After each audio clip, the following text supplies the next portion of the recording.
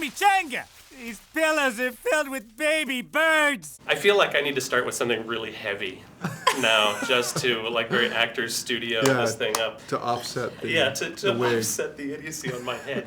So Madagascar 3 touches on the idea of what happens when your dreams come true, and maybe they're not necessarily what you were hoping they would be. Animated animal characters aside, is this a theme that you can relate to?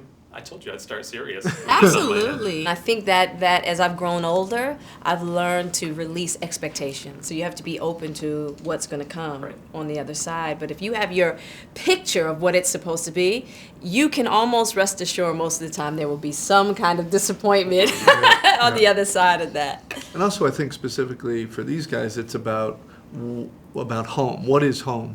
And I think that's something I certainly can relate to over the years, especially as an actor and our careers being so nomadic. What you really learn is home is where the people that you are closest to are. I think also it's just like they're really fun characters and the relationships. You like these friends being together, and it seems to be like there's sort of a chemistry between everybody. Yeah, we the chemistry's there. It's kind of a Hall & Oates thing happening. That's exactly where I was going with. Yeah. I'm Oates. Nice. I've always dreamed of doing this. From a time I was a little pup. To be a human cannibal. Except, a sea lion cannibal.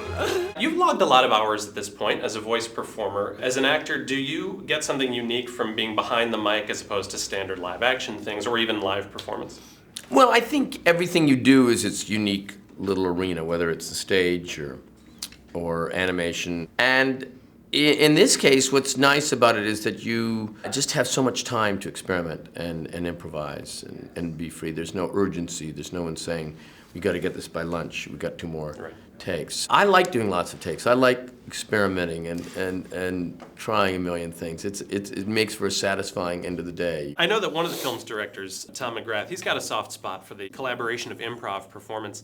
Does that mean that you've got a little bit of leeway to play with the script or try different things? Yeah, just a little bit, especially after the success of the first one, and it started to be this idea that okay, we have the world that we want, and we have such great talent. Let's see if they can give us a few little things here or there, and we can fix the movie for them. That's the biggest thing about animation. You can't freestyle completely because now I gotta go and get all of this to fit in this space. Madagascar 3 has 3 directors. Do you get creative input for your performance from all 3? Is it one guy that focuses on vocals? Have you even met all 3 of them? I have not met all 3. I think I met 2 of them. Okay, good. And the third one is like a mystery director that like nobody's ever met. He's the Don of the directors. The other 2 have to set up a meeting for you to meet the third director.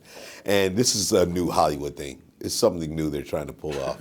I think this is all about Spielberg pulling himself back from more and more from the movies and still be the guy. You are a proud Canadian and have been awarded the Order of Canada. So I feel I must ask you how you feel about the comedic digs aimed at your home country. Oh, with love. They're dipped in love. I find that most people I meet in Hollywood have such admiration and regard for Canada.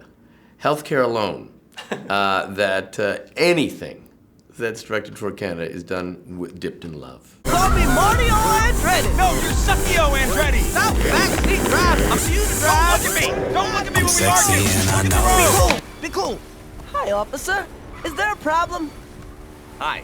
One of the screenwriters of Madagascar 3 is Noah Baumbach, who of course wrote and directed you in Greenberg. Yes. Was it strange returning to Baumbach dialogue, but through an animated lion this time? Yeah, well it was, I think Noah's very talented and he knows, the tone of the movie, so it wasn't, like your sort of live action Noah. It was animated Noah, fun Noah. But, he has a sense of that in the work that he's done with Wes Anderson, and he really he's a great writer. So there was a real fun to the characters that he brought. It was really great. Chris, you've made a significant contribution to musical history with this film, with Afro Circus. It's all over the promotional campaign. It's on the soundtrack. I can only assume we can expect a best original song. Boy, come Oscar time. That could happen. I never thought about that. Just the nomination would be great because then you perform it.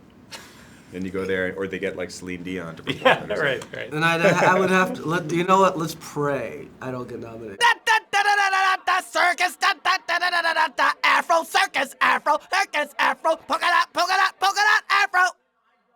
Really?